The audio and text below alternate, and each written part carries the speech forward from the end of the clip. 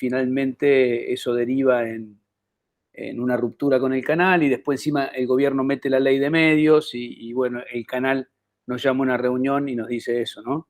Que el canal iba a jugar muy fuerte contra la ley y que esto era plata o mierda. Y yo en ese instante, cuando escuché esa disyuntiva, me di cuenta que ya estaba fuera del canal, porque digo, para mí no era ni, no sé, ninguna de las dos opciones me parecía aceptable para poder seguir trabajando.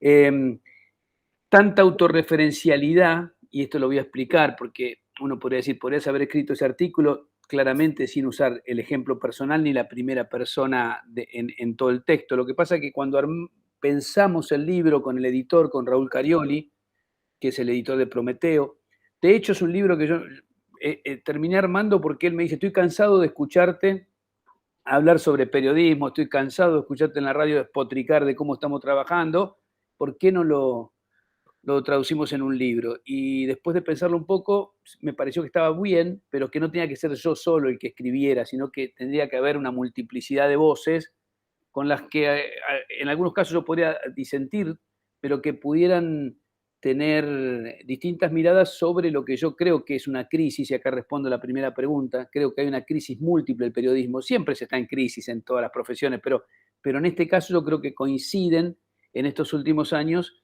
distintas cuestiones que hacen que nuestro oficio esté en crisis.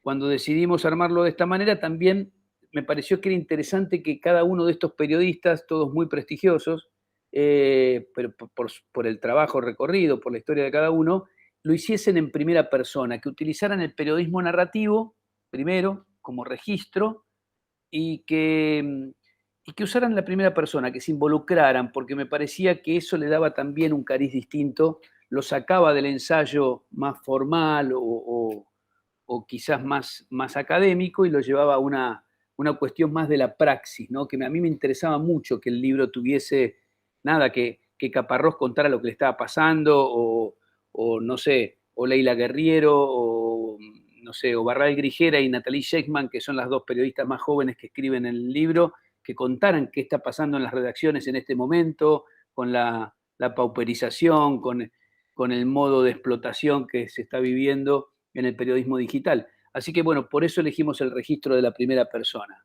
Volviendo al texto que yo escribí, por eso arranqué con aquella anécdota del plata o mierda, porque me permitía hablar del tema que yo quería hablar en el libro. Yo me reservé un poco hablar de la cuestión que tiene que ver más con lo ético, si se quiere, por llamarlo de alguna manera, por la buena praxis, ¿no? Yo tengo entendido para mí que podemos hacer bien este trabajo, que no necesariamente tenemos que hacerlo mal. Y cuando digo hacerlo bien, me refiero a trabajar cada uno desde la perspectiva que tenga, desde la ideología que tenga, que ese no es el problema, yo me canso de decir esto. El problema es cuando vulneramos en función de nuestra ideología o de la ideología y la perspectiva, algo peor, del medio que nos contrata, cuando vulneramos lo que se puede denominar la verdad de los hechos, ¿no? La verdad que uno puede... Cada uno puede decir hay una verdad subjetiva, está bien, pero hay una verdad que la determina el hecho, ¿no? Si Dios no quiera, si ahora se cae la computadora y se rompe, eso es un hecho. Después podemos discutir si alguno de los alumnos de enfrente, que están acá adelante, se enojaron con lo que yo dije y manotearon la computadora, o alguna de las profes se hartó de lo que yo dije y decepcionada tiró la computadora. Eh, eh, lo que está claro es que la computadora se cayó y se rompió. Ese es el hecho es objetivo. Después, cada uno de ustedes que tenga que hacer la crónica, el que la haga mejor va a poder contar lo que pasó. El que la haga mejor es el que se acerque, vea qué pasó, o porque lo vio directamente, o porque entrevistó a todo lo de la primera fila, por ejemplo, y sabe claramente que la computadora se cayó, por ejemplo. Bueno, ese es el que se acercó más a la verdad periodística. Y yo creo que en un tiempo, y algo de eso digo en el ensayo, y ya con esto termino para que ustedes puedan preguntar, yo soy medio charlatán, a mí lo que más me preocupa de este proceso que vivimos hace 10 años en la perspectiva de la cuestión ética es que se ha empezado a vulnerar los hechos, que la verdad dejó de ser algo importante, que la verdad de los hechos dejó de ser importante.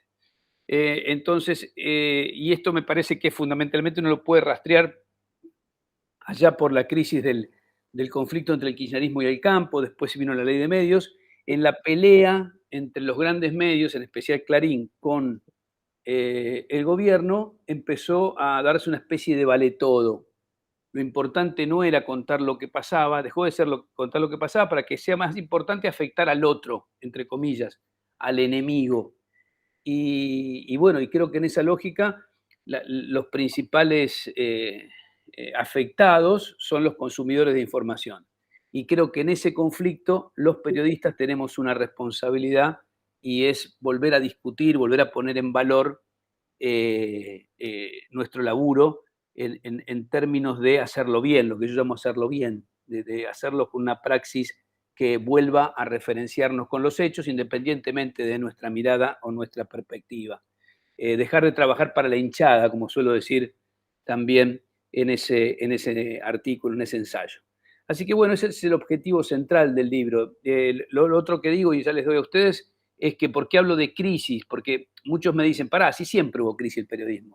Yo lo que digo es que ahora hay una crisis que tiene que ver con esto que yo les cuento, una crisis ética, después hay otra crisis que tiene que ver con la precarización, la pauperización que se está dando en la profesión, que es algo muy impactante. Es muy bueno el artículo de Barral Grijera, lo que cuenta en cuanto a números sobre esto en el libro. Y se está dando también una crisis propia del cambio de formatos digitales. Hay una crisis del papel, evidente, la aparición de los medios digitales y un modo de trabajo que nos pone también en cuestión el laburo ético, ¿no? Hay, en el texto de Caparrós, por ejemplo, también se cuenta claramente cómo se editan los diarios, por ejemplo, digitales, cuáles son las noticias que van a la tapa de los medios digitales, quién elige, con qué criterio. O sea, estamos en medio de una transformación múltiple que por lo menos merece que que la miremos críticamente, sobre todo nosotros que vamos a laburar de esto, o que vamos a intentar trabajar de esto, ¿no? Así que bueno, un poco ese es el objetivo central, no solo de mi artículo, sino de la propuesta del libro, discutir sobre estos temas, problematizar estos temas, porque además, como planteo en el arranque, en el prólogo, ¿no? No es que somos mejores o peores los periodistas que un maestro, que un carpintero o que un tendero. Tenemos un compromiso mayor, nada más, tenemos un compromiso ético mayor, porque estamos trabajando con información y porque la información modifica conductas y me parece que ese es el objetivo central. Un buen periodismo hace, a mi modo de ver, a una sociedad mejor. Un buen periodismo hace a una sociedad, por ejemplo, más justa, por lo menos en mi mirada. Así que bueno, abierto a las preguntas que quieran hacer o a lo que me quieran plantear.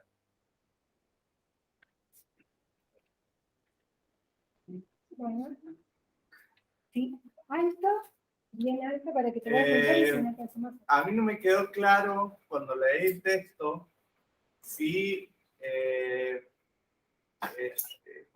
como un concepto, no sé bien cómo lo menciono, no me quedó claro sobre el periodismo independiente. Y mi pregunta es si existe el periodismo independiente. Porque según entiendo todo, no es, o sea, no existiría, digamos, porque siempre está como atado a algo, entre comillas. Está bueno lo que planteas. El concepto de periodismo independiente es otro de los conceptos que hay que por lo menos poner en debate en la perspectiva que vos estás planteando. Nosotros lo discutimos acá. ¿Independencia de qué hay que plantear? Yo creo que se puede hablar de periodismo independiente del poder político. Eso se puede decir. Un medio es más o menos dependiente del poder político según cuánta pauta recibe, por ejemplo. Yo que soy de las provincias, yo que vengo de Santa Fe, sé que, por ejemplo, es mucho más difícil ejercer el periodismo en las provincias que en la capital. ¿Por qué? Porque la pauta de los gobiernos provinciales y municipales sobre los medios es mucho mayor que la que hay Lo primero que yo noté cuando me vine a Buenos Aires, ya hace 22 años, lo primero que me di cuenta es que la presión que podían ejercer los gobiernos sobre los medios era mucho menor que en las provincias. Porque, claro, en Buenos Aires están casi todas las grandes empresas, entonces de la torta publicitaria quizás el 70-80% es pauta privada. Entonces, que se enoje un intendente o que se enoje un diputado o que se enoje un gobernador, a muchos medios que quieren mantener su línea les importa poco. En cambio, en las provincias, que la municipalidad, ponele, o que la provincia te quite la pauta a un medio por una investigación, es una catástrofe. Lo más probable es que termine con esa investigación abortada y con el periodista fuera. Entonces, lo que yo creo que hay que rediscutir desde esta perspectiva es que a lo sumo uno puede hablar de medios independientes del poder político. Después los medios responden a intereses económicos, con empresarios que tienen su ideología, que juegan a veces dentro del esquema de la economía. Mira, hay un fenómeno que es mundial a propósito de esto. Cada vez son más los dueños de medios que no tienen nada que ver con el periodismo. Es decir, que de pronto tienen intereses en petróleo, en energía, en internet, en otras cosas. Entonces vos ya no sabés, o por lo menos la gente en general, el elector en general, no sabe que quizás una campaña contra un ministro determinado es porque no les otorgó una licitación. Por eso me parece que a lo sumo lo que se puede decir es independencia del poder político. Después responden a intereses, está claro. Uno ve el esquema de medios de la Argentina. El libro tiene un anexo, por ejemplo, que yo creo que es un aporte muy valioso, es un anexo de cómo está el mapa de medios en la Argentina actualizado. Y te permite entender muchas cosas. ¿Por qué juegan de determinada manera? ¿Por qué de pronto, para tomar un tema de coyuntura, por qué de pronto hay un lobby tan feroz a una posibilidad de impuesto a la renta inesperada en este momento? Según el perfil del medio, vos sabés que se están jugando ahí otras cosas, o qué medios están relacionados a qué intereses. En definitiva, yo creo que el concepto de independencia solo se tiene que reducir a si son independientes del poder político. A veces son independientes en cuanto a lo económico, pero como comulgan ideológicamente con determinado gobierno, a lo mejor apuestan a jugar muy cerca de la perspectiva de ese gobierno. Es un fenómeno mundial, no es un fenómeno de la Argentina. Yo creo que si hay alguna particular de la Argentina es la falta de calidad, la degradación de calidad en esa lucha política de la que los medios participan de una manera muy abierta. Y lo otro que yo agregaría a tu pregunta es que sí podríamos, cuando discutamos, en esto de animarnos a discutir la idea de independencia, es que quizás se puede hablar de periodistas independientes más que de medios independientes, porque a veces hay periodistas que pueden ganar espacios de independencia aún estando en medios que tienen comportamientos diferentes a los que tiene el periodista, en especial aquellos periodistas que tienen niveles de edición o tienen espacio para poder irse de los lugares, ¿no? Que eso es una cosa que te permite margen. Si vos en un medio decís, mire, hasta acá porque me voy, te permite un margen extraordinario, pero lo pueden hacer pocos periodistas a eso, porque la mayoría vive de su laburo. Yo recuerdo cuando empecé en Rosario, que trabajaba en el ET8 de Rosario, y teníamos un tema que sabíamos que podía afectar a algún cliente, ni siquiera, bueno, a veces también a la municipalidad, pero cuando afectaba a algún cliente, ¿qué hacíamos? Se lo pasábamos al periodista de otra radio. Nos preguntábamos, che, ¿vos tenés a Don Tito, almacén Don Tito? No, no lo tenemos nosotros. Bueno, te paso, vos sabés que hay una denuncia. Bueno, digo que aún en ese condicionamiento hay modos de poder tratar de ejercer el laburo con alguna independencia. Pero concuerdo con vos, es uno de los temas que abiertamente hay que poner en cuestión, esto del periodismo independiente. La pregunta inmediata es, ¿independiente de qué? ¿Independiente de quiénes? Porque evidentemente todos los medios de comunicación, todos, tienen algún condicionamiento. Después está, por supuesto, los medios más pequeños, las cooperativas, los medios digitales, que a lo mejor tienen mayor independencia, seguramente tienen mayor independencia que aquellos medios que están condicionados por la pauta. Y esto sigue pasando, sigue pasando. Fíjate, ustedes ven muchas denuncias con respecto, por ejemplo, al tema de teléfonos. No aparece una nota ni por casualidad, y debe ser uno de los servicios con más reclamos. Bueno, no es muy difícil saber por qué. Y esto es algo bastante transversal, por dar un dato, ¿no? Me extendí mucho, no sé si te contesté.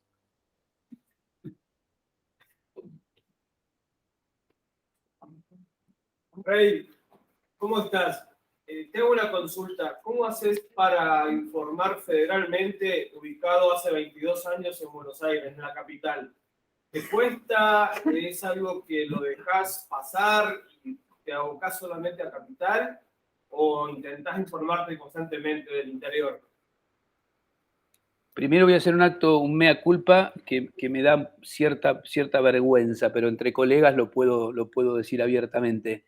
En el libro, que yo lo aproveché a hacer en pandemia, porque digo, bueno, digo, este es mi último aporte al periodismo. Yo estoy bastante desencantado con el periodismo que estamos haciendo y me incluyo. ¿Sabés que me olvidé? Omití un ensayo, pedir un ensayo sobre lo que significa ejercer el periodismo en las provincias argentinas, que además yo lo conozco muy bien. Yo laburé como 15 años en Rosario antes de ir a Buenos Aires, o 10. Y bueno, quizás en alguna reedición o estamos charlando a hacer algo con todas las provincias. Primero, fíjate vos qué omisión, ¿no? Qué omisión más severa. Creo que nos pasa eso muchas veces. Yo me mantengo informado porque tengo colegas en casi todos lados, tengo amigos, periodistas en casi todos lados. Entonces, generalmente tengo, no sé, Entre Ríos porque soy amigo de Daniel Enz, bueno, ni hablar en Santa Fe, tengo pilas de amigos, además trabajé ahí. Tengo amigos en Córdoba, tengo amigos en Corrientes, en el norte, pero la verdad que yo creo que no hay información federal muy seria. En general, se trabaja sobre lo que pasa en las provincias cuando hay noticias duras. Es decir, Rosario es un tema cuando los monos matan a alguien. No porque de pronto se inaugure un hospital o porque haya algo trascendente de otro tipo. Es complejo, yo creo que bueno, responde a la estructura unitaria que tiene la Argentina en casi todo. Los medios nacionales están y le llaman nacionales, es muy curioso. Vos decís, medios nacionales, pero resulta que medios nacionales a lo mejor le dan media hora un corte en Callao y Corrientes, y de pronto omiten cosas que pasan en la Argentina, en el norte, en el sur, en donde sea. Ahí tenemos un problema, es un problemón para mí, ¿no? Por eso me parece muy bien. Yo a veces voy a Rosario y me dice algún familiar, che, ¿no trabajas más en la tele? Le digo, sí, trabajo, hago columnas esporádicas, pero trabajo, pero no te veo nunca. Y claro, porque ahí pasan la edición local y me parece bien que no pase en Buenos Aires. A mí me parece que es perfecto. ¿Por qué quieren saber qué pasa en Buenos Aires si uno vive en otra ciudad? Yo creo que la vitalidad además que tiene, no sé, provincias como Córdoba, decir, qué sé yo, ¿por qué tenés que tener la agenda de Buenos Aires? Porque no es la agenda nacional. Eso es una cosa que hay que poner bien en discusión. Más allá de una discusión política profunda que habría que tener, que es insólito que Argentina no haya cambiado su capital, cuando en 1983 ya Alfonsín decía, muchachos, hay que cambiar la capital. Y ustedes saben que una de las entrevistas, las últimas entrevistas que dio Alfonsín, le preguntaron de qué se arrepentía y dijo, una de las cosas de que más me arrepiento es no haberme ido a Carmen de Patagones, ahí a Viedma, y gobernar desde un hotel, porque me boicoteó mi propio partido político. Bueno, cambiar la capital para mí es algo esencial, porque ayudaría un tanto, no solo al tema medio, sino también trataría de cambiar, modificar un poco la lógica política de la Argentina. Yo estuve presentando un libro hace poco en Comodoro Rivadavia y me decían de un diputado que no volvió más. Un diputado que ganó en el 2019 y hace 2 años que está en capital, que no vuelve a su provincia. Es un fenómeno muy extraño ¿no? El que pasa. Perdón, no sé si te contesté, pero trato de seguir todo lo que pasa en el país gracias a mi vinculación con los colegas, porque llega poco y mal muchas veces a los mal llamados medios nacionales, y en general lo que llega tiene que ver con la noticia dura, ¿no? La catástrofe. Está bien, muchas gracias. Yo tengo una pregunta, no sé si me escuchan bien. No fue nada. ¿Se me escucha? ¿Me levanta la mano para decir yo? Sí, ahí está, sí. No, en el libro en un momento habla de la idea de verdad del periodismo y hace algo que a mí me quedó, que dice la coincidencia directa entre lo que se afirma y los hechos a los que remite. Ahí yo no sé si hace alusión a lo que es el periodismo de militancia Y ahí también me da una idea del por qué usted puede llegar a estar escribiendo este libro. O sea, como que en cierta manera tiene miedo de que el periodismo deje de ser el periodismo que era y se torne más un periodismo de militancia, más que periodistas seamos, o sea, relaciones públicas de los políticos. Me parece, no sé si va por ese lado y es lo que le quería preguntar. No, yo lo que trato de plantear es que vos podés tener cualquier ideología. Lo que pasa es que tu ideología no debería alterar la verdad de los hechos. Mira, hay ejemplos todo el tiempo en los medios de comunicación, en los medios gráficos.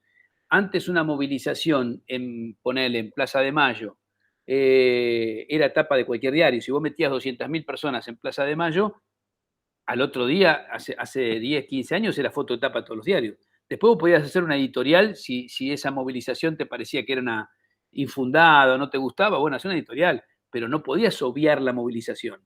Ahora lo que pasa es eso. Ahora pasa eso. Creo que pasó el 24 de marzo. Hubo diarios que no publicaron que hubo ni una imagen en tapa. Es decir, a mí me preocupa que el posicionamiento del medio o del periodista omita datos. Es decir, eso me parece insólito, porque no importa si vos después tenés una posición de izquierda, de derecha, lo que sea. Lo que no puedes hacer es omitir datos. A mí no me preocupa la militancia, porque además casi todos militan. Por ahí Caparrós, en el ensayo que él escribe, dice una cosa muy interesante. Dice, resulta que tenés un grupo de periodistas o de medios que dicen, no, ellos son militantes, ellos son los militantes, y resulta que como si defender el status quo, defender el establishment, defender el libre mercado no fuera militancia. Eso también es militancia. El problema está en si esa perspectiva ideológica, política, altera los hechos. Eso es lo que. Si se manipula la información, por ejemplo, si no se chequea deliberadamente, si no se rectifica algo que se publicó cuando se sabe que está mal. Eso me parece que es lo que empieza a hacer ruido. Empezás a hacer un periodismo que yo le llamo periodismo para la hinchada, para agradar o para calmar y contentar a las personas que sabes que te siguen, que para mí es un fenómeno también que se ha dado en el último tiempo y que viene de la mano de esta visión de los medios participando en la pelea política abiertamente, violando, vulnerando algunas normas que eran básicas, como lo que yo llamo la verdad de los hechos, y paralelamente por el cambio tecnológico. El cambio tecnológico hace que antes el mapa de medios era mucho más cerrado, entonces vos tenías 4 o 5 canales, estoy hablando de medios nacionales, 4 o 5, o los mal llamados medios nacionales, 4 o 5 diarios nacionales. ¿Qué trataba de hacer el editor del diario? Que su lector fuera la mayor cantidad de gente posible. Entonces se cuidaba mucho de no perder lectores. Ahora, como la cantidad de diarios, radios, canales, en Argentina hay 8 canales transmitiendo 24 horas noticias, es un delirio, no existe en el mundo. Hay países que tienen 2 canales de noticias, nosotros tenemos 7, 8. Bueno, algo también que nos distingue a los argentinos. Pero bueno, ¿qué pasa?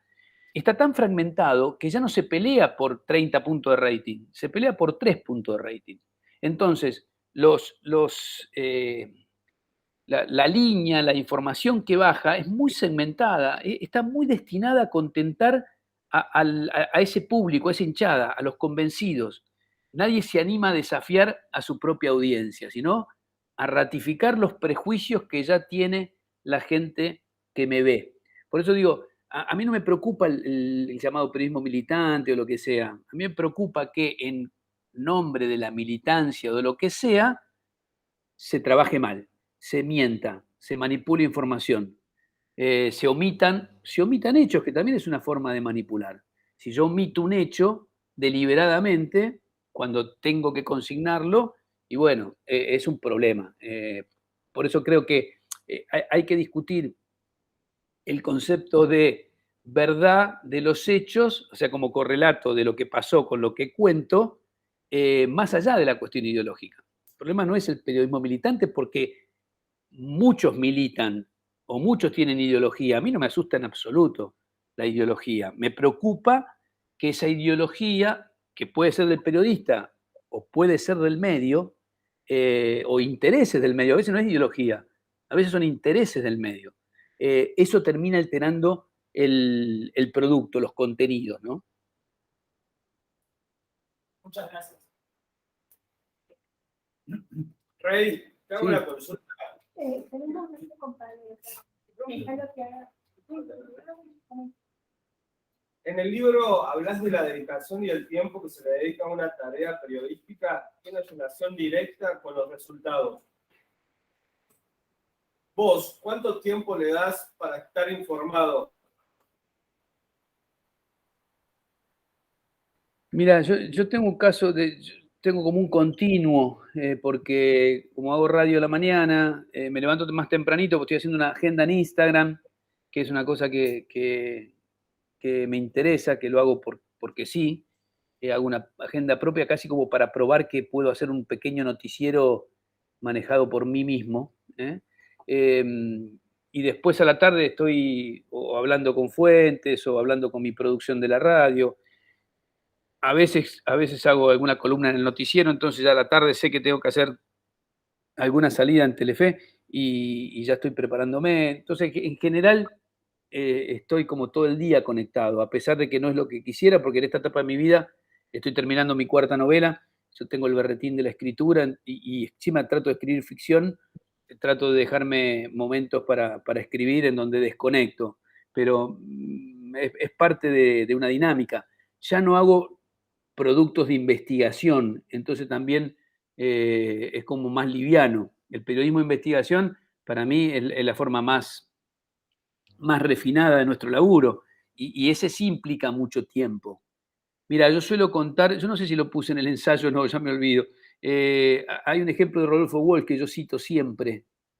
Lo puse en el texto, ya ni me acuerdo, pero puede ser porque lo cito siempre, que él cuenta en cuánto tiempo le dedica a una nota sobre la luz eléctrica para la revista 7 días.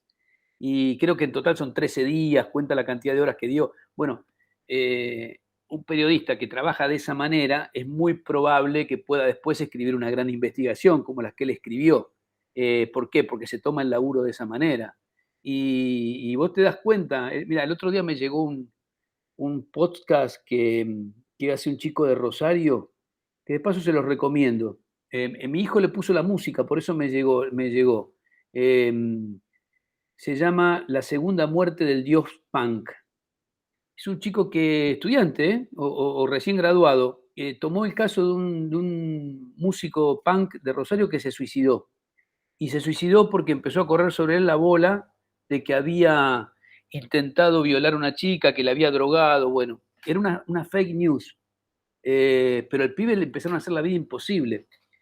Y él hace un laburo extraordinario, ¿viste? De una dedicación. Entrevistó, a él el primer incidente lo tuvo en un colectivo, buscó a la gente que estaba en el colectivo, buscó a la profesora de la chica, buscó a la chica, habló con el padre, habló con los médicos, y hizo un laburo que son creo que 6 capítulos de 10 minutos cada uno. Y vos te das cuenta claramente, digo, este tipo va a ser un gran periodista, ¿no? Y no me tienen que contar más nada, porque si este tipo primero la inteligencia de tomar un caso que podía desarrollar, porque a veces muchas investigaciones fracasan porque se toman temas que no se pueden alcanzar a abarcar. Entonces, el focalizar es muy importante. Esto es realizable, esto sí yo lo puedo hacer. Y bueno, y te das cuenta que detrás de ese trabajo, si este chico logró hacer esto, y va a poder hacer otras cosas, quizás más importantes, es un tiempo que va a poder investigar, porque si se toma este laburo con esa seriedad de tener a lo mejor 20 entrevistas para contar un pequeño hecho que ocurrió en su ciudad, un hecho que no investigó ninguno de los grandes medios de la ciudad, y producir eso, decir, pucha, a este tipo le tengo que prestar atención, porque trabaja con un rigor que le va a dar resultados.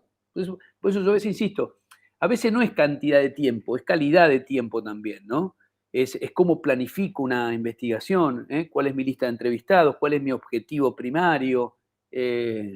Bueno, todas las metodologías, hay mucho escrito sobre esto, pero la dedicación hacia el trabajo y el entusiasmo, y no considerar que hay temas, no es que tengo que escribir Operación Masacre primero, que está allá arriba y a lo lejos, pero puedo contar qué le pasó a este músico de mi barrio que se terminó matando y decían que había drogado a una chica con burundanga, que es un mito. Y voy y lo investigo y produzco lo que puedo, porque no publica en ningún lado. Armó un podcast y le pidió a los amigos, a uno le pidió que le ponga la música, a otro amigo le pidió otra cosa, y produce un material periodístico trascendente.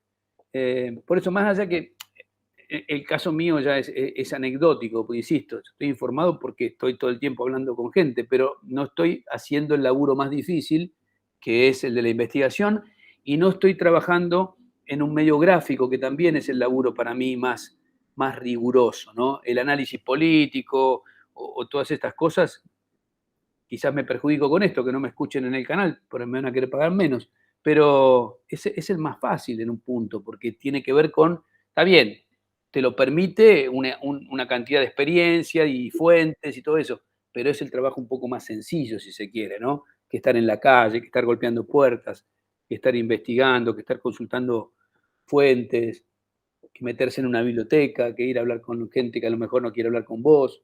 Y sobre todo, el núcleo central de la investigación periodística, que es cuando vos querés contar algo que alguien quiere que no se cuente, ¿no? Que ese sería el periodismo de investigación, cuando vos trabajás sobre algo que alguien, no importa quién, poder político, poder económico, municipalidad, empresa X, no quiere que se sepa. No sé si no me fui por las ramas, me parece que sí, ¿no? Un poco, pero todavía. Perdón. También en una parte del libro, vos cuando mencionás la parte donde hablas de Narváez, la entrevista que le haces, me surgió una duda. A la hora de trabajar en los grandes medios y los medios más importantes del país, y las grandes cadenas, ¿es muy difícil mantener ese periodismo crítico? Por ejemplo, hacerle una entrevista a alguien importante o a alguien de mucho poder y mantener una postura crítica sin tener repercusiones dentro del mismo medio. ¿Es muy difícil mantener ese criticismo? Sí, yo puedo hablar por mí. Yo creo que, a ver, yo siempre tuve una estrategia desde que estoy en Buenos Aires y es trabajar. Lamentablemente nuestra profesión está muy desregulada, no sé cómo llamarlo, ¿no? En general, la mayoría de los periodistas tienen que trabajar en 2 o 3 lados para reunir un sueldo más o menos digno, ¿no? Y yo sobre todo desde que llegué a Buenos Aires, bueno, también cuando estaba en Rosario, trabajo en 2 medios que no sean del mismo grupo. Siempre tuve esta idea, porque digo, bueno, si me echan de un lado, tengo siempre otro trabajo. De hecho, todavía lo hago, estoy en 2 medios distintos. Y a veces, bueno, cuando nosotros entramos a América, me habían ofrecido ir a la red. Y yo digo, no, estaba en Radio del Plata, me quedo en Radio del Plata. Porque digo, si me echan de un lado, me quedo sin nada. De hecho, cuando pasó el incidente de Narváez, me levantaron el programa de aire, el programa de cable, incluso yo tenía una columna en una radio de Rosario que era de ellos y también me la levantaron. Pero me quedó la radio en ese momento, o sea, me quedé con un trabajo. ¿Por qué? Porque eso te permite un margen de maniobra mayor. Es difícil, pero no es imposible. Y yo creo que acá no hay que hacer el verso de vamos, seamos todos unos héroes y unos valientes, porque depende de la circunstancia que tenga cada uno. Yo no le voy a pedir a nadie que de pronto deje sin trabajo a su familia, deje sin el pan a su familia. Lo que sí creo es que dependiendo de los lugares donde uno está, se puede decir que no ante determinadas circunstancias. Y bueno, en ese momento nosotros pudimos decir que no porque estábamos con Maxi Montenegro y con Gerardo Rosín, y la verdad que los 3 teníamos otro trabajo. Entonces, bueno, cuando tomamos la decisión de hacer la entrevista que hicimos de la manera que la hicimos, también teníamos un colchón, sabíamos que podía pasar eso. Quizás, y a fuerza de ser sincero, si no teníamos otro trabajo, no sé si la hubiéramos hecho así. Quizás hacíamos una entrevista de mierda para sostener nuestro trabajo, no lo sé. O quizás no, o quizás sí tomábamos la decisión y nos la bancábamos, pero no lo sé, no me quiero hacer el héroe ni mucho menos. Lo que sí sé es que a mí ese método de tener otro lugar siempre me sirvió. De hecho, esto ya lo conté una vez, pero no es tan conocido. Cuando yo estuve trabajando en Vorterix a la mañana, en un momento Pergolini estaba asociado con Spolky. Se había asociado, no sé, Spolky había entrado a la sociedad. Y en el mismo momento, creo que fue en el 2019, se presentó el candidato a intendente en la primaria en el Tigre. Y entonces un día me dice mi productora, me dice, están llamando pidiendo que le hagamos una entrevista a Spolky. Entonces yo le dije que le dijera lo siguiente, dice, mirá, yo ya entrevisté al dueño de un medio y terminé. Fue malo para mí, fue malo para él, fue malo para el canal. Decirle que si quiere yo lo entrevisto, porque él es dueño de acá del canal, yo lo entrevisto. Ahora, que se acuerde de lo que me pasó con De Narváez. que no fue bueno para De Narváez, ¿eh? Nada bueno para De Narváez. De hecho, De Narváez ahora sigue siendo millonario, por supuesto, pero dejó la política.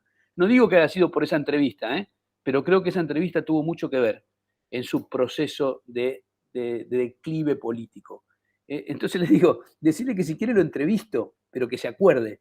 ¿A qué me refería yo? Que lo primero que le tengo que preguntar no es por la candidatura en Tigre, tenía que preguntar por qué el gobierno le daba tanta guita para comprar medios. Porque no puedo no preguntar eso, porque si no estaría haciendo mal mi trabajo. Y yo suelo decir esto, miren, pídanme cualquier cosa menos que yo haga mal mi trabajo.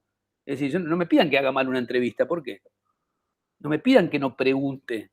Ese es mi límite. Ahora, ese margen yo me lo permito porque generalmente siempre tengo algún otro laburo. Entonces digo, bueno, eso siempre me permitió tener algún margen de independencia cuando lo aprendí. Me costó tiempo aprenderlo, obvio.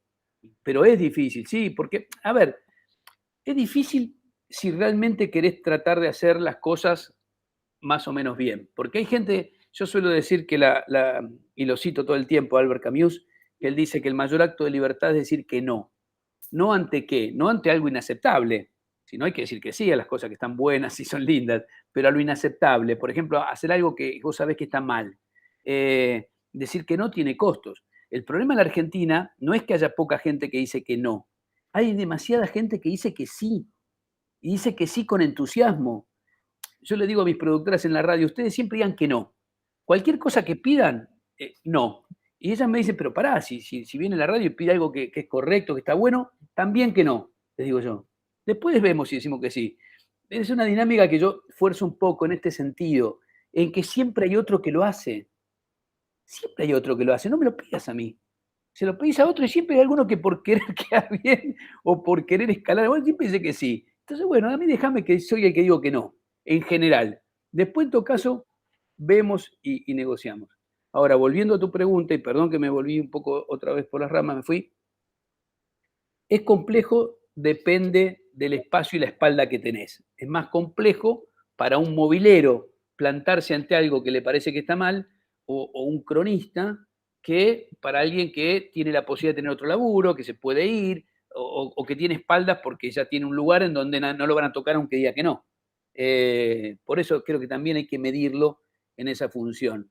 Me decía el otro día una colega hace ya unos años, de un diario de provincia, me decía, vos sabés que me cambian, hacía las crónicas parlamentarias, vos sabés que el editor me agrega párrafos. Y me dice, me planté y le dije que no me la firme más, que no me ponga mi firma. ¿Cómo me va a poner mi firma si me agregaron un párrafo? Y bueno, yo a la semana, a los días le digo, ¿qué pasó? Me dice, no pasó nada. No firmé más las notas, pero no pasó nada y ahí estoy haciendo otras cosas. Bueno, esa es una manera de resistencia. Mi firma no, flaco. Yo no quiero, yo no lo vi a esto, ¿por qué lo tengo que firmar? Y bueno, son pequeños actos de rebeldía que a lo mejor se puede, y uno tiene que saber cuándo los puede hacer. A veces no se puede. A veces si esa persona tiene 2 hijos y una actitud como esa la deja fuera, ¿quién soy yo para juzgar hasta qué punto eso se puede hacer o no se puede hacer? Ahora, a mí lo que me hace ruido es cuando veo a gente con la suficiente espalda como para no hacer mal su trabajo, haciéndolo mal. No te piden tanto. Yo siempre digo, pará, ¿qué estás haciendo? ¿Por qué? ¿Qué te lleva a hacer esto? Si vos ya tenés un nombre, tenés un prestigio, donde podés decir que no, donde podés tratar de hacer las cosas bien. Bueno, me fui otra vez para cualquier lado, ¿no? Todo perfecto. Muchas gracias. ¿A qué otra pregunta? Fuerte. ¿Decís que el periodismo gráfico es el que lleva más producción? ¿La gráfica tiene futuro como medio? Sí, para mí es el que más, qué sé yo, no sé. A mí me parece que el periodismo escrito siempre implica un compromiso mayor. Yo tengo esa fantasía. Yo vengo de la gráfica. Yo empecé haciendo, no sé, editando revistas en el fin del colegio secundario y siempre estuve muy ligado a la gráfica. Ahora escribo en un blog y cada vez que tengo que escribir una nota le doy vueltas, tardo, pienso, no va a ser que me equivoque, le pregunto al editor, ¿revisaste bien lo que mandé? Implica para mí un trabajo mayor, un poco mayor. Aunque bueno, también hay informes. Yo el año pasado hice un programa especial para Telefe donde no sé, cada informe eran 3 días de laburo, qué sé yo, y después el guión y después la postproducción, o sea, también implica laburo. No digo que la gráfica sea lo único, pero es un laburo al que yo tengo mucho respeto. Creo que está en una crisis sin precedentes, sin precedentes. De hecho, yo mismo a veces me sorprendo porque, nada, me voy alejando del diario, del papel, lo voy dejando. Lentamente, bueno, ya, porque a la mañana puedo ver todos los diarios. Eh, Ahora, paralelamente a eso, a veces nos quedamos con los títulos, empezamos en una lógica que es un tanto perjudicial, ¿no? Porque muchas veces cuando tenés el papel te permite ver cosas que los diarios publican que si no se te pasarían totalmente.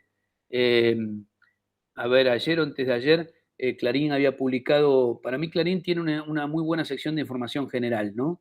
Y había publicado sobre el fenómeno que está pasando con las prepagas, donde los médicos se están yendo, porque encima es caro, si alguno tiene prepaga debe ser que es muy caro, pero a su vez el servicio es bastante malo, y a su vez los médicos protestan porque cobran poco y se van yendo, o sea, es como que nada funciona. En un momento va a explotar todo el sistema de salud si es que la dirigencia política no hace algo para remediarlo, ¿no? Pero bueno, a mí me permitió, yo no lo había visto, cuando a la mañana hice la pasada por los diarios, que un poco termino de ver la agenda para la radio, se me había pasado el tema. No lo vi en los portales. Por eso creo que a veces uno, la mirada de los portales, te quita la posibilidad de ver. Y bueno, y después terminamos haciendo, ayer y hoy, en la radio, estuvimos laburando el tema de las prepagas, los médicos, y bueno, y eso fue a partir de algo que salió en Clarín, que a mí se me había pasado en la primera lectura de portales. Así que es un tema muy complejo el del periodismo digital, por múltiples razones. Yo les recomiendo el ensayo de Caparrós que se llama Periodismo Click, porque además encima la conformación de los medios digitales hace que uno diga, che, para, estos temas, yo los hubiera puesto como principales temas. Y la verdad que no. Y entonces después nos enteramos que el que eligió ese orden de temas es un algoritmo o una cosa que se llama SEO, que determina qué es lo que más se lee. Y de pronto ves una agenda, un sumario de algunos medios digitales que parece, sé yo, parece obra de un demente. Y sin embargo, son las notas más cliqueadas y son las que quedan arriba, qué sé yo, hay un cambio ahí muy potente al que nos vamos a tener que acostumbrar porque claramente, a ver, ¿quién leyó un diario de papel esta mañana? A ver, levanten la mano. Nadie. Bueno, a ver, pero ¿se dan cuenta? Y somos todos periodistas. O sea, es imposible evitarlo esto. Cuando Mario Pergolini me llamó a Vorterix, que estuvimos hablando de ese día, yo no quería levantarme temprano y él finalmente me convenció de hacer, hice 5 años, aguanté haciendo la primera mañana, y él me contaba que su proyecto era eminentemente digital, que no le importaba la radio de aire. A mí me parecía que estaba loco. Y él me decía, a mí solo me importa internet y quiero mandar imágenes y qué sé yo, y hablaba. Y en un momento cuando vio mi perplejidad me dice, mira, está lloviendo. ¿Salís y te mojás o agarrás un paraguas? Pero no podés evitar la lluvia. Y me parece que está pasando algo así. Esta transformación ha venido para quedarse. Lo que tenemos que ver es qué hacemos con esto, ¿no? Porque no nos podemos enojar porque este fenómeno se va dando. El tema es qué hacemos con esto, cómo hacemos para que los medios digitales tengan calidad. Que de hecho hay muchos medios digitales que tienen gran calidad. Porque yo no, me enojo con algo, pero después aparece, qué sé yo, no sé, Redaccionar o Anfibia o los portales de chequeado de datos. Es decir, aparecen fenómenos muy interesantes que también tienen en origen digital. O ustedes quizás conocen algunos más que yo todavía. O aparece el podcast con gran calidad, o aparecen programas de radio. Es decir, no es que sea malo lo que pasa. A mí me puede dar, porque soy más viejo que ustedes, me puede dar un poco más de nostalgia, qué sé yo. Yo empecé y le pedí al diariero de la esquina de mi casa que me prestara los diarios, los abría con cuidado y se los devolvía para que los vendiera, pero para mí era indispensable leer los diarios antes de ir a la primer laburo que tenía en radio. Me parecía que si no leía los diarios me iba a ir mal. Bueno, cambió. Chau, llueve. a no enojarse con la lluvia y ver qué hacemos con este fenómeno que Caparrós define bien como periodismo click, y después habla del periodismo Gillette, que también está muy bueno, y que ha llegado para quedarse, es inevitable. El tema es qué hacemos con eso, y además, a propósito de lo que me preguntaba, no sé si era María Fernanda, una de las profes, cómo nos preparamos profesionalmente para eso, porque el objetivo de todos ustedes es laburar de esto, que yo siempre digo, no perdamos de vista que el objetivo es ese, y que es un camino complejo, que es un camino que tiene ahora más puertas cerradas, más puertas de precarización, pero también algunas puertas nuevas que no estaban. Ahora es mucho más fácil hacer un programa de radio por internet, ahora digo, en la previa en cuanto a la formación, hay muchos lugares. Se abrió la comunicación en casi todas las empresas grandes de la Argentina, tienen departamento de comunicación. Casi no hay funcionario, legislador que no tenga un área de comunicación o algún periodista en algún lado. Y eso es laburo.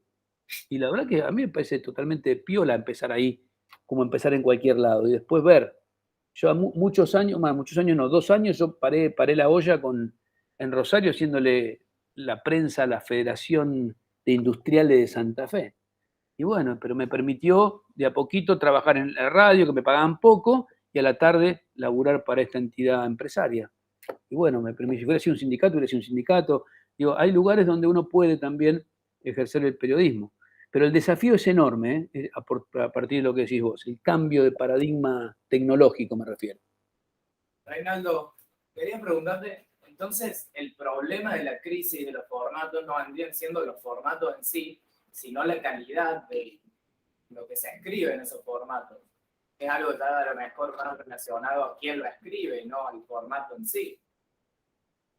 Totalmente de acuerdo, sí, no es un problema del martillo, como se suele decir, o construís una casa o le rompes la cabeza a un tipo. El problema no es el recurso, me parece a mí. El tema es cómo lo usás.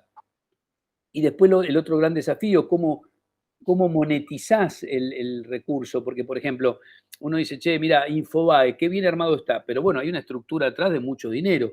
Entonces vos decís, ¿se puede hacer un portal con otro contenido y que sea exitoso? Y bueno, ese es el desafío. Se pueden hacer productos exitosos y hay un montón de opciones, qué sé yo, hay ahora no sé, pensando en Anfibia, lo banca la Universidad de San Martín. Hay empresas que bancan medios. Y vos decís, che, pará, pero no es un condicionante que, ponele, un banco sostenga a un grupo de ustedes que de pronto se les ocurrió hacer un espacio periodístico y qué sé yo, y está bien, te puede condicionar, pero la mayoría de los medios están condicionados. El tema es qué, cómo. En todo caso, si después tenés un conflicto con tu anunciante, verás qué haces, si pudrís todo o no. Pero digo, hay que empezar a tener en cuenta que hay un montón de opciones. Hay muchos medios que sostienen los suscriptores, en Europa se ha extendido muchísimo eso. En Argentina recién empieza a haber algunas posibilidades de monetizar eso. Es un desafío porque estamos, insisto, en una crisis de múltiples orígenes, ¿no? Pero bueno, a su vez, crisis en general, y este es un lugar común, también es oportunidad. También uno en este bolonqui puede imaginar más fácilmente medios de comunicación. Antes armar una revista, ¿se apagó la luz? No. Sí. Antes armar una revista era todo, ya nos vamos, ese es el portero que empieza a pagar. Antes de armar una revista o imaginarse haciendo un programa de radio era, qué sé yo, cuando yo empecé era realmente muy complejo. Ahora de pronto un medio digital es mucho más fácil de armar, un programa de radio, un podcast, no sé. Hay opciones que son interesantes para empezar a laburar. Reinaldo, siendo respetuosa con tu tiempo, son las 7, vos pon el límite, ¿no? Si tenés tiempo, hacemos un par de preguntas más. Si Dale, no, hacemos dos más, sí. ¿no? Allá, ella es blanca. Vamos a hacer federales. Sí, yo te manejo. No, bueno, en parte hace unos días con un compañero que nos empezó a cargar agua, estábamos trabajando, justamente trabajamos con el tema de la crisis del periodismo, creo que era un texto de Caparrós, contra el medio o algo así, nada más no me acuerdo ahora. Contra el público, exacto. Y quería preguntarte a vos, básicamente, ¿qué responsabilidad tiene en parte el público justamente en la crisis del periodismo? Porque en parte muchas veces el SEO y, digamos, los algoritmos funcionan en base a lo que nosotros cliqueamos y en base a lo que más se cliquea comúnmente. ¿El consumidor tiene que apuntar a ser crítico con lo que consume? Esa es mi pregunta. Gracias. Buenísima la pregunta. Sí, mira, no habíamos hablado del consumidor de información. Es muy importante, porque es verdad lo que vos decís. A ver, pasa mucho en la tele, donde, bueno, o en el cliqueo también, porque ahora vos te das cuenta enseguida qué notas son las que funcionan. O el rating minuto a minuto te determina claramente qué cosas funcionan o no funcionan. Y entonces, claro, uno cada vez que plantea un producto, bueno, yo hice un producto el año pasado, perdón que vuelva a ser autorreferencial, pero me parece muy, muy significativo. Hice 8 programas sobre el siglo XXI. Para mí hice el mejor programa de televisión de mi vida. Creo que lo mejor que he hecho en mi vida son esos 8 programas. ¿Por qué? Porque me dieron realmente muchos recursos, me dieron 3 meses de preproducción, hice un laburo, cada programa tiene 5 informes, está en las plataformas, si lo quieren chusmear, me parece que vale la pena. Incluye 5 informes y una entrevista de 10 minutos cada programa. Es sobre los 21 años del siglo XXI. ¿En qué horario lo programó el canal? A las 10 de la mañana los domingos.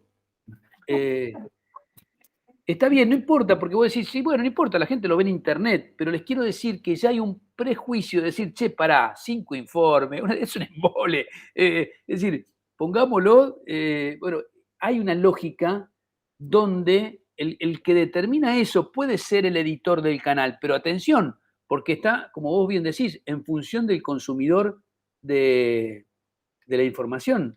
Me parece que hay una lógica ahí que es difícil de vulnerar. ¿Por qué? Porque son negocios los medios de comunicación privados. Lo fundamental es maximizar la rentabilidad, como cualquier empresa. Entonces, hay una lógica donde el que determina muchas veces es el consumidor de información. Yo trato de plantear periodismo crítico, que la gente trate de pensar críticamente los productos. No es fácil, porque en general te va mejor cuando vos no desafías eso. En general, fíjate, en estos formatos, ahora que se atomizó todo, yo a veces hago zapping y digo, hay tipos que me parece que están locos, vos lo ves hablando, y claro, y yo me los imagino que le dicen en la cucaracha, cuando más barbaridades dice, de 3 pasa a 3,3 o de 3,5, entonces bueno, no importa si lo que decís es verdad, no es verdad, estás contentando a la hinchada, por eso yo hablo mucho del concepto periodismo para la hinchada, porque no importa si lo que estás diciendo tiene racionalidad, es cierto, está apoyado en datos, sino que vos lográs que ese público se fidelice y se mantenga. Entonces, si es por el lado de Macri, basura, vos sos la dictadura, o Cristina, yegua, chorra, no importa. Lo importante es que ese público no se te mueva, no se vaya. Tampoco ampliás el registro, porque, insisto, están peleando por un fragmentito muy pequeño, pero hay un público que concede en ese aspecto, ¿no? Hay un público que le interesa que gane su equipo, no importa si ganó bien, si ganó mal, o peor aún, aunque no gane, que le digan que juega bien, que es el mejor del mundo. Sí, claro que hay una crisis también que tiene que ver con el consumidor de información. Me cuesta, no tengo los elementos como para dilucidarlo y para saber si uno puede, en base a eso, mejorar. Yo siempre apelo ahí a los programadores, porque digo, mira, si vos tenés un medio de comunicación, vos te podés permitir, no sé, en un canal 2 horas para un periodismo que no mida tanto. Porque digo, está bien que busques la máxima rentabilidad, pero un buen producto periodístico te da prestigio, te da también un valor, suma ese valor. Lo que pasa es que antes era más fácil ver eso, ahora empieza todo a confundirse un poco, ¿no? Y después la aparición del minuto a minuto en la tele, que a mí me parece una catástrofe, en los noticieros sobre todo, no me parece mal en el resto, que vos midas que un juego, una pirueta mide más que otra cosa, me parece bárbaro. Ahora que un noticiero vos lo estés midiendo minuto a minuto, y obvio que si una señora llora porque se le murió la hija, va a medir más que si viene el profesor, no sé, Smith explicándote cómo solucionar la inflación. Y va a medir la señora que llora porque tiene la hija que se la mataron en la calle. Entonces, si vos medís con esa lógica, va a haber muchas señoras que lloren y pocos profesores Smith hablando de lo que sea. Pero bueno, son todas discusiones que hay que dar, Y creo que nosotros somos una masa crítica que puede aportar en estas lecturas que hay que hacer desafiantes sobre los contenidos, ¿no? Eso no tiene que ver también con el objetivo del noticiero en sí, o del periodista, porque vos podés apuntar o a hacer plata o a informar. Claro, además puede venir por la añadidura, porque si vos tenés el objetivo de informar, podés hacer plata. El público ahí entra y si vos no le das todo servido, él también no va a querer o pretender todo servido, o no solo lo que acompañe su pensamiento. Entonces, para mí tiene que ver mucho con ese objetivo desde el que nace el periodismo, si es para informar o es para hacer plata. Sí, bueno, son de los dilemas éticos que tratamos de plantear, por lo menos en la discusión. Mira, Gerardo Rosín, que siempre me daba una mirada a mí de la tele desprejuiciada, interesante, porque no tenía los prejuicios que yo tengo muchas veces, que pasan por mi mirada del mundo, mi ideología. Él me decía, no le pidas a la tele más de lo que la tele te puede dar. Me dice, dejate de joder de hablar mal de la tele, porque la tele no tiene nada que la culpa. La tele es 95% entretenimiento y el resto es un poquito de información, y esa información, ese 5%, una parte del 5% es deporte, no jodas, me decía. Y tenía razón, porque un poco es así, uno tampoco tiene que pedirle a veces a algunos productos más de lo que pueden dar. La tele es eso. Yo lo que sí le exijo, es que cuando hace un producto periodístico, lo haga tratando de no vulnerar estos parámetros que yo les estaba dando, no manipular, no mentir, no. Después hay que confiar en la gente. Que nosotros no somos el papá que le va a decir a cada persona qué es lo que tiene que mirar. Pero sí se puede apostar a buenos productos, porque buenos productos miden bien también. Hay un prejuicio ahí. En general, hay muy buenos productos que funcionan. Si vos haces. Lo que pasa es que no va a funcionar igual que una chica bailando en un caño o un hecho muy morboso. Claro que no va a funcionar igual. Pero bueno, pero lo importante es que sea un producto que al medio le sirva. Yo sigo apostando que un medio más creíble es un medio al que le va mejor. Ahora se ha confundido. Antes era obvio eso. Antes era obvio. Ahora esos límites se ablandaron un poco. Puede haber un medio que no sea creíble y que sea exitoso. Decía, mira, Tomás, yo creo que lo comento por ahí. Tomás Eloy Martínez, en su famoso decálogo de periodista de hace 30 años, decía que si un periodista trabajaba mal, el principal perjudicado era él, porque su nombre se iba a menoscabar. Si vos trabajabas mal y en algún momento la gente no te iba a leer más, no te iba más. Bueno, es increíble, pero 30 años después hay tipos que efectivamente sabemos que trabajan mal, que operan, que responden a intereses económicos, etcétera, etcétera. Le va bien. Y le va fenómeno, y llevan 20 años en la televisión, y algunos se han hecho millonarios. Pero bueno, por eso digo que el dilema ético hoy es más complejo, el dilema ético que tenemos como comunicadores y el dilema ético que también tiene el consumidor, ¿no? Depende de cómo midas el éxito también. Está bien, por supuesto, claro, pero el éxito, bueno, ¿qué es el éxito? El periodista no tiene nada que ver con el éxito. Un periodista, yo creo, por lo menos como veo yo esto, yo aspiro a vivir bien, a tener un trabajo digno, a que me guste lo que hago. Por suerte más o menos lo he logrado, pero sé que no es lo común. En general muchos entran en esta profesión porque quieren hacer tele, qué sé yo, o que pueden hacer en la tele, y está bien, qué sé yo, cada cual elige el camino que quiere. Yo creo que lo interesante es tomar este laburo, insisto, casi tiene algo del laburo docente, ¿no? Es decir, en cuanto a lo vocacional. Es decir, yo creo que nuestro laburo, cuando se hace bien, incide en la calidad democrática. Y la calidad democrática incide en una sociedad más justa. Ahí yo estoy metiendo mi ideología. Podría venir alguien y decirme, dejate de joder, ¿por qué tenés que incidir en algo? Bueno, pero yo tengo esa perspectiva en cuanto a la profesión. Cuando digo éxito me refiero entre comillas, no al éxito de decir tener plata, para el éxito como se entiende en el capitalismo. Yo prefiero el prestigio. Hay mucha gente en la profesión que no goza del respeto de sus pares y yo creo que, bueno, eso ya es bastante sanción. Por lo menos yo me contento con eso. Bueno, vamos a la última pregunta. ¿Me escuchas desde ahí? Si no, acércate un cachito, porque estás lejos. Es grande esta aula, che. No, no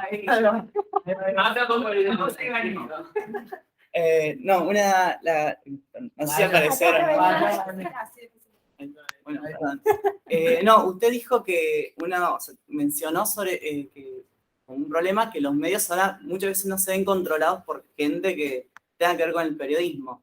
También me parece que otra cosa que puede estar relacionada también es que muchas veces la gente que habla o que comunica tampoco es periodista. O sea, en puestos que antes solían ser periodismo.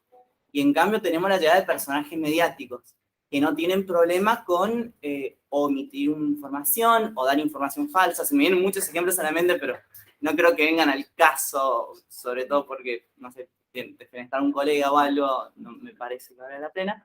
Pero sí como si usted ve un problema en esa llegada masiva de personas que realmente no estudiaron y no tienen como, no sé si decir bases, pero los conceptos a respetar sobre cómo se debe llevar a cabo la labor, y por ende terminan jugando ese juego de tirar para los intereses, tirar para una ideología en particular, y no hacer una labor bien llevada. Sí, está bien, pero digo, lo que pasa es que medio es inevitable, ¿no? No lo podemos evitar a eso. Yo creo que yo me centraría en lo que yo puedo hacer, ¿no? Hablábamos en el arranque sobre cómo formar, ¿no? O por qué camino.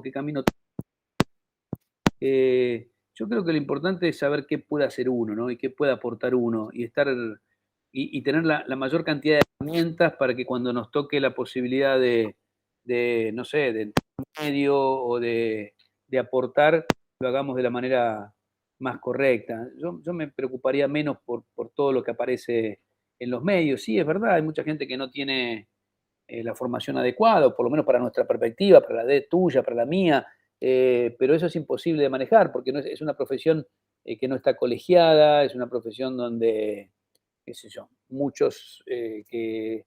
Guarda, y algunos lo hacen muy bien, no sé, tenemos a psicólogo, por ejemplo, y nos puede gustar o no, pero nadie puede dudar de su tremenda capacidad como periodista después de 30, 40 años de periodista. Me vino ahora a la mente porque sé que él es psicólogo, pero digo, no está colegiado, si no podemos evitar, como te aparece una persona de esa característica, te aparece otra. Ahí el único que puede tener alguna capacidad de, entre comillas, sancionar eso es la audiencia. Y las audiencias, bueno, tienen comportamientos que no siempre son manejables o encorsetables por lo que nosotros pensamos, ¿no? Además, siempre estamos hablando de parámetros que son subjetivos. ¿Qué es lo que tiene calidad? ¿Qué es lo que no tiene calidad? Es otra discusión más compleja. Por eso me centraría, y miren, sirve un poco para concluir esta charla, en mi formación, en cómo me preparo, que además tampoco te alcanza lo que adquirís en la universidad.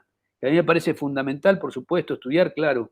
Ahora es muy importante lo que yo voy sumando, que yo siga leyendo, que yo siga siendo curioso, que yo me siga informando, la lectura, la posibilidad de capacitarme, de especializarme. La especialidad es una cosa muy interesante, ¿eh? ¿Por qué? Porque ahora hay muchos medios, ahora hay muchos periodistas, y de pronto yo me especializo en algo y me distingo. La posibilidad de manejar idiomas, manejar bien todo el tema, herramientas digitales. Bueno, son todas cosas que quizás no te alcanzan a la universidad para terminar de formatearte. Es fundamental, pero lo otro también te hace un complemento. No me preocuparía mucho porque haya algún personaje que no, para nuestra consideración, no tenga los fundamentos para ejercer el periodismo. Lamentablemente no es que tenés una matrícula como los médicos, ¿no?